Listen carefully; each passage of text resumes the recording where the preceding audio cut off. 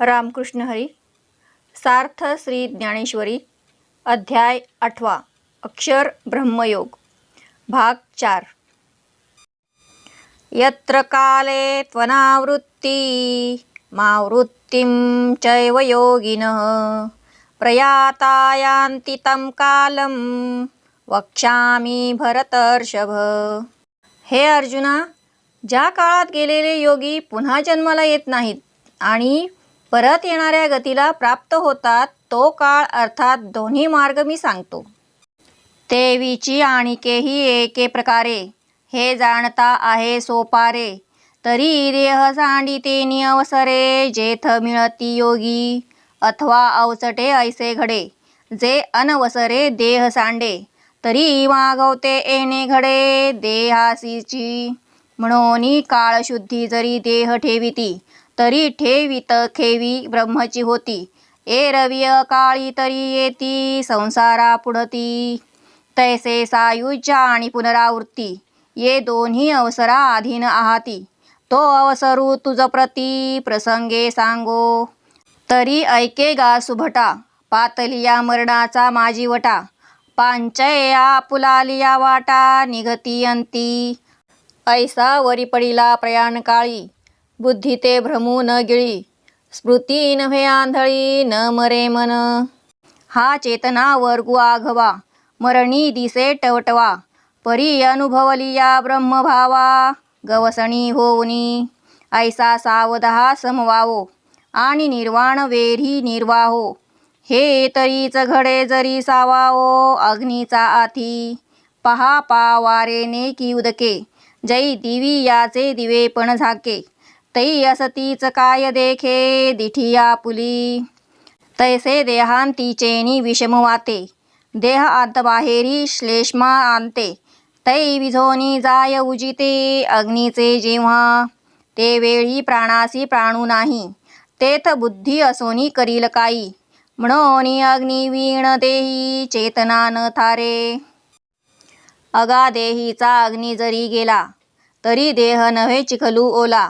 वाया आयुष्य वेळू आपुला अंधारे गिवसी.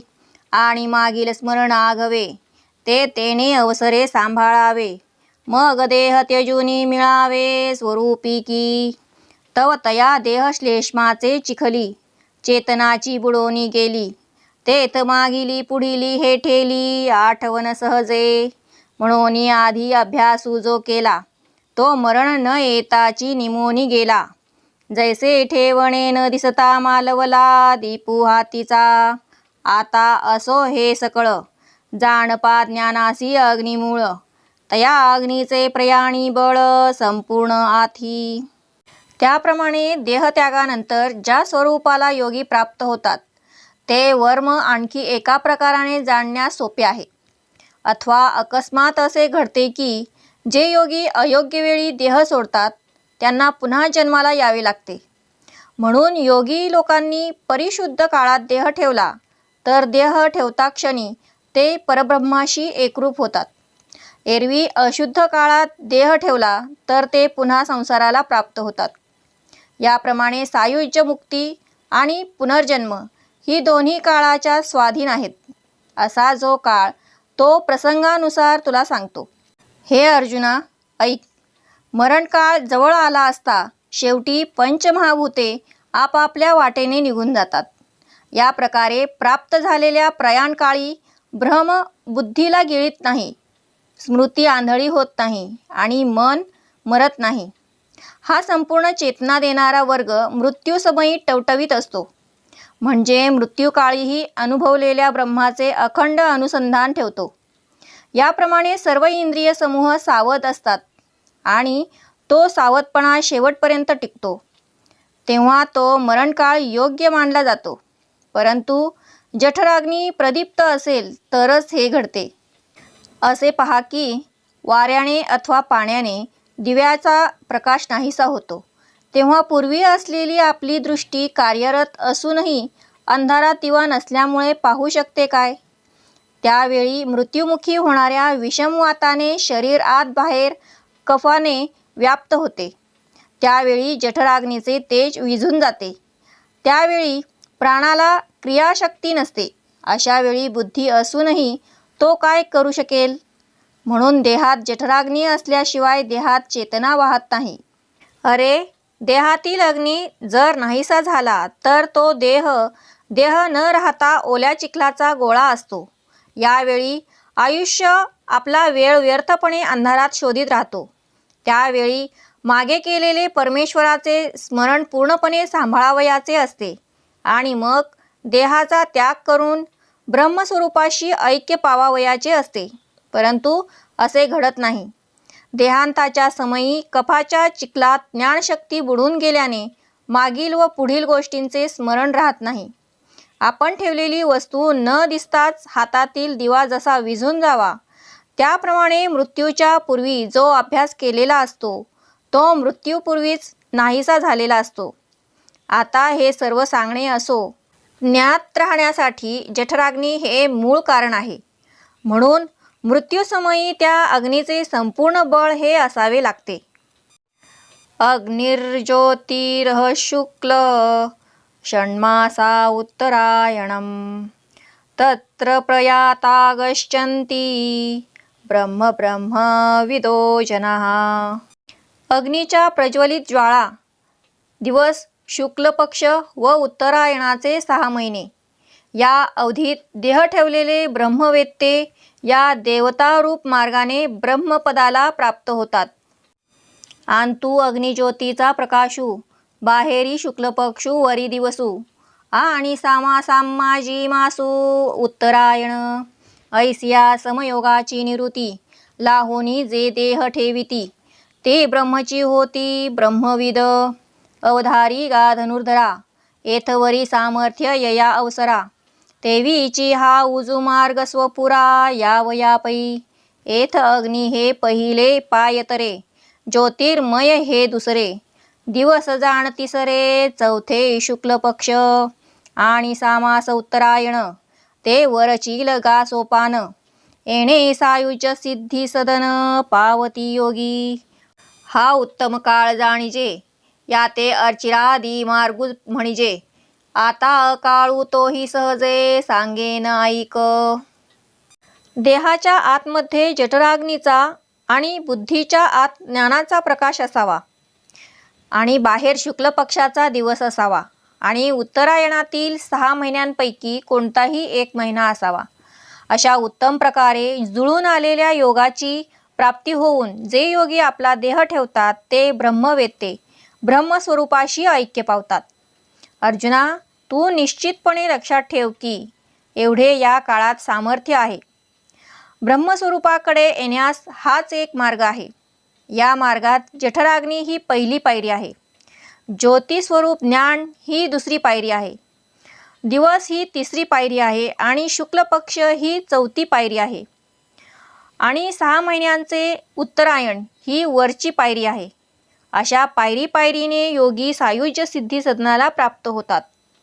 हा उत्तम काळ आहे असे जाणावे. यालाच अर्चिरादी मार्ग किंवा देवयान मार्ग असे म्हणतात. आता प्रयाणाला अयोग्य मार्ग कोणता तोही प्रसंगानुरूप सांगतो तरी ऐक. धूमो रात्रीस्तथा कृष्ण षण्मासा दक्षिणायनम तत्र चांद्रमसं ज्योतिर्योगी प्राप्य निवर्तते. आत धूरयुक्त अग्नी, त्याचप्रमाणे बाहेर रात्रीचा काळ. कृष्ण पक्ष दक्षिणायनातील 6 महिन्यांपैकी कोणताही 1 महिना. त्या काळात मरण पावलेला कर्मयोगी चंद्रलोकाचे उपभोग भोगून पुण्यक्षय झाला असता पुन्हा जन्माला प्राप्त होतो. तरी प्रयाणाची अवसरे वातश्लेष्मान सुभरे तेणे अंतकरणी अंधारे कोंदले ठाके. सर्वेंद्रियाला कुडपडे स्मृती भ्रमा माझी बुडे मन होय वेडे कोंडे प्राण. अग्नीचे अग्निपण जाये मग तो धूमची अवघा होय. तेणे चेतना गिवसली ठाये शरीरीची. जैसे चंद्रा आड आभाळ सदट दाटे सजळ मग गडद ना उजाळ. ऐसे झावळे होय का मरे ना सावध ऐसे जीवितासी पडे स्तब्ध. आयुष्य मरणाची मर्याद वेळू ठाकी. ऐसे मनबुद्धी करणी सभोवती धुमाकुळाची कोंडणी.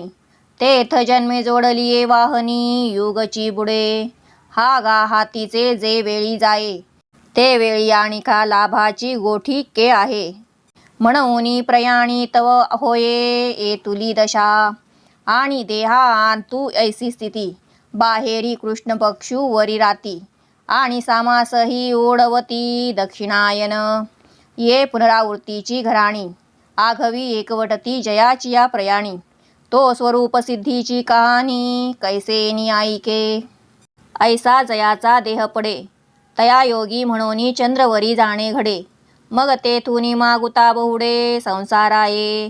आम्ही अकाळू जो पांडवा म्हणितला तो हा जाणावा. आणि हाची धूम्र मार्गू गावा पुनरावृत्तीचिया. एर तो अर्चिरादी मार्गू तो वसता आणि असलगू. सविया स्वस्थ सांगू निवृत्तीवरी. मृत्यूचे समयी विषम वात आणि कफ हे शरीरात गच्च भरलेले असतात आणि त्यामुळे अंतःकरणात अज्ञानरूपी अंधकार दाटून राहिलेला असतो. सर्व इंद्रिये लाकडासारखी जड होतात. स्मरणशक्ती भ्रमामध्ये बुडून जाते. मन वेडेपिसे होते. प्राण देहात कोंडला जातो. जठराग्नीचा अग्निपणा विझू लागतो. मग तो धूरच सर्वत्र पसरतो. त्या धुराने शरीरातील चेतना आच्छादिली जाते. ज्याप्रमाणे चंद्राच्या आड पाण्याने भरगच्च भरलेले ढग यावेत त्यावेळी गडद अंधकारही नसतो आणि स्वच्छ प्रकाशही नसतो. अशी झुंजूमुंजू असते. त्याप्रमाणे तो लवकर मृत्यू पावत नाही ना शुद्धीवरही राहत नाही. अशा प्रकारे शरीर नुसते पडलेले असते आणि त्याचे आयुष्य मरणाची शेवटची वेळ पाहत असते. अशा प्रकारे मन बुद्धी व इंद्रिये यांच्या भोवती धूर अतिशय कोंडतो. त्यावेळी जन्मभर जोडून ठेवलेली परमार्थाची संपत्ती जणू युगच बुडावे त्याप्रमाणे अंधकार प्रवाहामध्ये बुडून जाते. जन्मभर केलेला हातचा अभ्यास ज्यावेळी जातो त्यावेळी दुसऱ्या नवीन लाभाची गोष्ट तरी काय आहे. म्हणून प्रयाणकाळी माणसाची अशी दुर्दशा होते. देहाच्या आत अशा प्रकारे दुःस्थिती आणि बाहेर वातावरणात चंद्रकलेचा क्षय ज्या दिवसांत आहे असा कृष्ण पक्ष तसेच दक्षिणायनाचेही 6 महिने पुढे आलेले असावेत.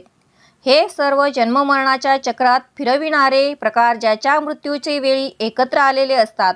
अशा परिस्थितीमध्ये तो साधक स्वरूपसिद्धीच्या गोष्टी कशा ऐकू शकेल.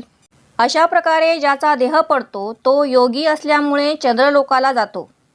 तेथून भोग भोगून कर्माचा क्षय झाला म्हणजे परत मृत्यूलोकात जन्म घेतो. अर्जुना, आम्ही मृत्यूस अयोग्य काळ जो म्हटला तो हाच होय. हाच पुनर्जन्म रूप गावास येण्याचा धूम्र मार्ग आहे. दुसरा जो अर्चिरादी मार्ग आहे तो मुक्कामाच्या ठिकाणी पोचून तेथे सदैव वास करविणारा आहे आणि मध्येच खंडित न होणारा आणि सहजपणे मोक्षरूपी गावापर्यंत पोहोचविणारा सोपा आणि उत्तम असा मार्ग आहे. शुक्लकृष्णे गतिरेते जगतः शाश्वते मते. एकया यात्यनावृत्ती मन्यया वर्तते पुनः. कारण जगातील 2 प्रकारचे शुक्ल व कृष्ण अर्थात देवयान व पितृयान मार्ग सनातन मानले आहेत. त्यापैकी एका मार्गाने गेलेला परत न येणाऱ्या परमगतीला प्राप्त होतो आणि दुसऱ्या मार्गाने गेलेला पुन्हा परत येतो अर्थात जन्ममरणाच्या चक्रात सापडतो. ऐसिया अनादी या दोन्ही वाटा एकी उजू एकी अभांटा. म्हणून बुद्धिपूर्वक सुबटा दाविलिया तुझ. काजे मार्गा मार्ग देखावे साचल टिके ओळखावे. हिताहित जाणावे हिताची लागी. पाहे पा नाव देखता बरवी.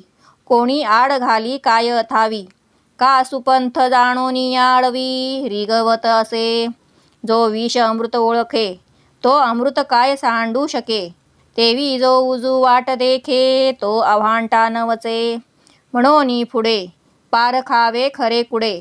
पारखिले तरी न पडे अनवसरे कई. एरवी देहांती थोर विषम या मार्गाचे आहे संभ्रम.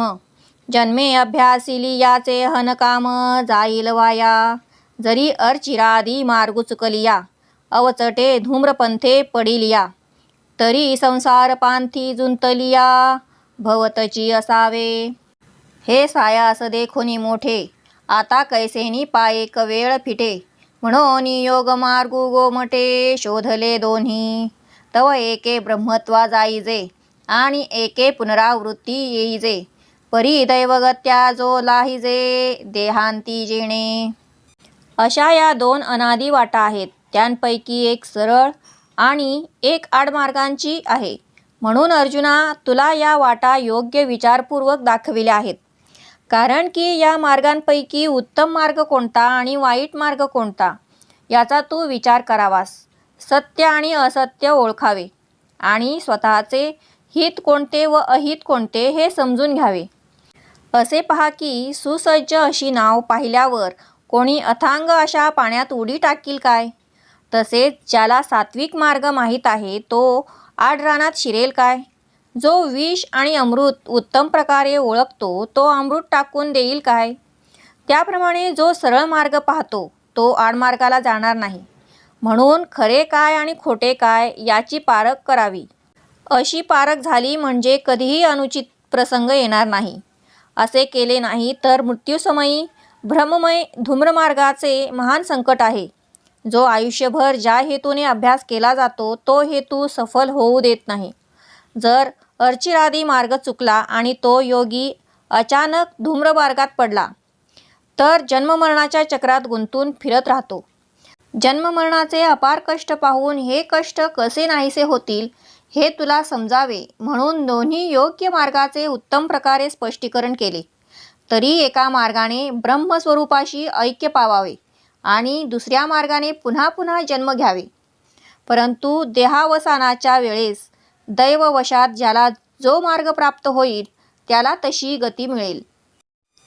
नैते श्रुती पार्थ जानन, योगी मुह्यति कश्चन, तस्मात् सर्वेषु कालेषु योगयुक्तो भवार्जुन. हे अर्जुना, हे दोन मार्ग जाणणारा कोणताही योगी मोह पावत नाही. म्हणून तू सर्व काळामध्ये योगयुक्त हो.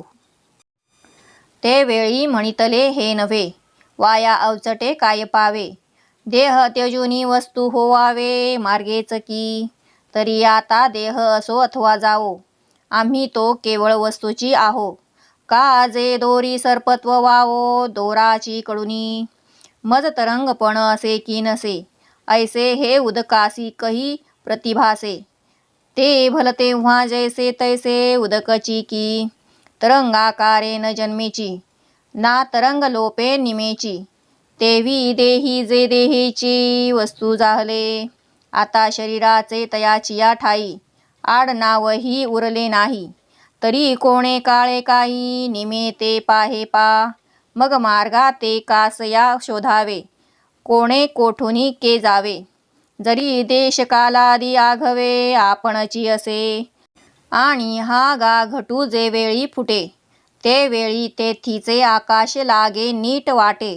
वाटा लागे तरी गगना भेटे, एरवी चुके पाहे पा ऐसे हन आहे, की तो आकारूची जाये. एर गगन ते गगनीची आहे, घटत्वाही आधी. ऐसिया बोधाचे निसुरवाडे, मार्गा मार्गाचे सांकडे, तया सोहम सिद्धा न पडे योगियांसी. या कारणे पंडुसुता त्वा होवावे योगयुक्ता, ये तुले नि सर्व काळी साम्यता आपैसया होईल.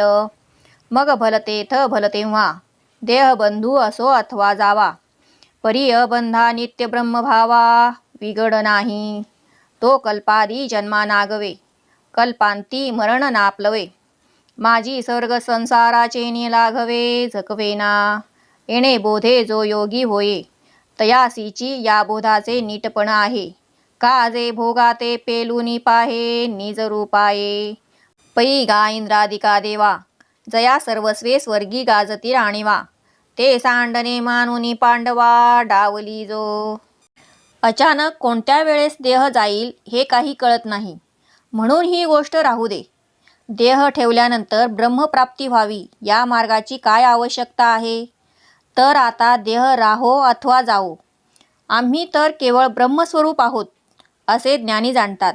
कारण दोन्हीकडून विचार केला तर दोरीवर भासलेला सर्प जसा मिथ्या आहे तसा ज्ञानी देहाला मिथ्या जाणतो. आपल्यावर लाटा येतात किंवा येत नाहीत असे पाण्याला कधी वाटते काय? कारण ते पाणी कोणत्याही काळात जसेच्या तसे पाणीच असते. ते पाणी लाटा निर्माण झाल्यामुळे जन्म पावत नाही अथवा लाटा नाहीशा झाल्या तरी नाश पावत नाही. त्याप्रमाणे जे देहात राहून देहानेच ब्रह्म झाले आहेत, आता जे जीवनमुक्त झालेले असतात त्यांच्या अनुभवात देहाचे आडनाव देखील राहत नाही. तर मग ते कोणत्या काळी काय नाश पावणार याचा तू विचार कर. जर सर्व देश काल आपणच आहोत तर मग अर्चिरादी अथवा धूम्रमार्ग कशासाठी शोधावा आणि कोणी कोठून आणि कुठे जावे? ज्यावेळी घट फुटतो त्यावेळी घटाकाश नीट वाटेला लागते. हे वाटेला लागले तरच महाकाशाला जाऊन नेमके मिळते, नाहीतर ते चुकते काय? असे होते काय की ज्यावेळी घट फुटतो त्यावेळी घटाचा आकारच नाहीसा होतो. घटाकाश कोठे जात नाही, कारण घटापेक्षा भिन्न असलेले आकाश पूर्वी देखील महाकाशामध्ये असतेच. अशा बोधाच्या साधनेने आपण ब्रह्मस्वरूप आहेत असा अनुभव प्राप्त झालेल्या योगी पुरुषात चांगल्या अथवा वाईट मार्गाचे संकट निर्माण होत नाही. याकरिता अर्जुना, तू योगयुक्त व्हावेस, त्यामुळे तुला स्वतःच्या ठिकाणी सर्व काळ आपोआप ब्रह्म ऐक्य प्राप्त होईल. मग असल्या ठिकाणी भलत्या वेळी देवरूपी बंध असो अथवा जावो, परंतु अखंड बंधरहित ब्रह्मस्थितीत कोणताही बिघाड येणार नाही. तो कल्पाच्या आरंभी जन्मात सापडत नाही आणि ज्यावेळी कल्पाचा अंत होतो त्यावेळी मरण पावत नाही. तसेच मधल्या स्थिती कालामध्ये स्वर्ग आणि संसार यांच्या मोहाने फसला जात नाही. या आत्मज्ञानाने जो योगी होतो त्याला या बोधाचा सरळपणा प्राप्त होतो, कारण तो स्वर्गातील आणि संसारातील भोगांना तोलून पाहतो आणि ते असार आहेत हे जाणून त्यांचा त्याग करतो. त्यामुळे योगी निजस्वरूपाला प्राप्त होतो. हे अर्जुना, इंद्रादिक देव स्वर्गामध्ये ऐश्वर्य सुखाचा जो उपभोग घेतात ते सुख देखील त्याज्य मानून तो डावलतो. वेदेषु यज्ञेषु तपस्सु चैव दानेषु यत् पुण्यफलं प्रदिष्टम् अत्तेति तत्सर्वमिदं विदित्वा योगी परं स्थानमुपैति चाद्यम्. योगी पुरुष या रहस्याला तत्वतः जाणून वेदांमध्ये तपश्चर्येत दानात जे पुण्यरूप फल सांगितले आहे त्या सर्वांचे उल्लंघन करून जातो आणि श्रेष्ठ अशा परमपदाला प्राप्त होतो. जरी वेदाध्ययनाचे झाले अथवा यज्ञाचे शेतची पिकले की तपदानांचे जोडले सर्वस्वहन जे तया आघवयाची पुण्याचा मळा भारू आतवनी जया ये फळा ते परब्रह्मा निर्मळा साठी न सरे जे नित्यानंदाचे निमाने उपमेचा कांटाळा न दिसे साने पहा पा वेद यज्ञादी साधने जया सुखा जे विटे नासरे भोगितयाचे पवाडे पुरे पुढती महासुखाचे सोय रे भावंडची ऐसे दृष्टीचे सुखपणे जयासी अदृष्टाचे बैसने जे शतमकाही आंगवणे नोहेची एका तया ते योगीश्वर अलौकिके दिठीचेनी हात तुके अनुमानती कौतुके तव हळूवट आवडे मग तया सुखाची किरटी करुनी यागा पावटी परब्रह्माची पाठी आरूढती ऐसे चराचर एक भाग्य जे ब्रह्मेशा आराधना योग्य योगियांचे भोग्य भोगधन जे जो सकळ कळांची कळा जो परमानंदाचा पुतळा जो जीवाचा जिव्हाळा विश्वाचिया जो सर्वज्ञतेचा ओलावा जो यादव कुळीचा कुळदिवा तो श्रीकृष्णजी पांडवा प्रति बोलिला ऐसा कुरुक्षेत्रींचा वृत्तांतू संजयो रायासी असे सांगतू तेची परियेसा पुढारी मातू ज्ञानदेव म्हणे. जरी वेदाध्ययनाने पुण्य झाले अथवा यज्ञाचे जणू शेत पिकले अथवा तपाचे दानाचे असलेले सर्वस्व पुण्य मिळाले. अशा तऱ्हेचा सर्व पुण्याचा मळा जरी फळांच्या भाराने बहरास आला तरी त्या निर्मळ ब्रह्माची बरोबरी कोणाच्याही तुलनेला योग्य होत नाही. जे नित्यानंदाच्या तुलनेने ताजव्यात घातले असता छोटेसे दिसते आणि ज्याच्या प्राप्तीसाठी वेदयज्ञादी साधने करावी लागतात, जे सर्व सुख विटत नाही आणि संपतही नाही, भोगणाऱ्याच्या इच्छा पूर्ण करते, शिवाय जे स्वर्गसुख ब्रह्मसुखाचे धाकटे भावंडच आहे, अशा प्रकारे दिसण्यात जे सुख आहे, ज्याला अदृष्ट अशा काम्यकर्माचा आधार आहे आणि जे 100 यज्ञ करून देखील कित्येकांना साध्य होत नाही, त्या स्वर्गसुखाला योगी पुरुष अलौकिक अशा ज्ञानदृष्टीच्या हातावर घेऊन कौतुकाने त्याचे अनुमान करतात. त्यावेळी ते सुख नाशवंत असल्यामुळे फारच हलके आहे असे त्यांना कळून येते. मग अर्जुना, त्या स्वर्गसुखाची पायरी करून त्या परब्रह्माच्या अधिकारपदावर आरूढ होतात. असे जो चराचराने एकमेव भाग्य ब्रह्मदेव व शंकरांनाही आराधना करण्यास योग्य व जे योग्यांना भोगण्यास योग्य असे भोगरूपी ऐश्वर्य आहे, जो परमेश्वर सर्व कळांची कळा आहे, जो परमानंदाची मूर्ती आहे व जो संपूर्ण विश्वाचा जीवाचा जिव्हाळा आहे, जो सर्वज्ञतेचा प्रेमरूपी ओलावा आहे, जो यादव कुळातील कुलदीपक आहे, तो श्रीकृष्ण अर्जुनाला अशा प्रकारे बोलला.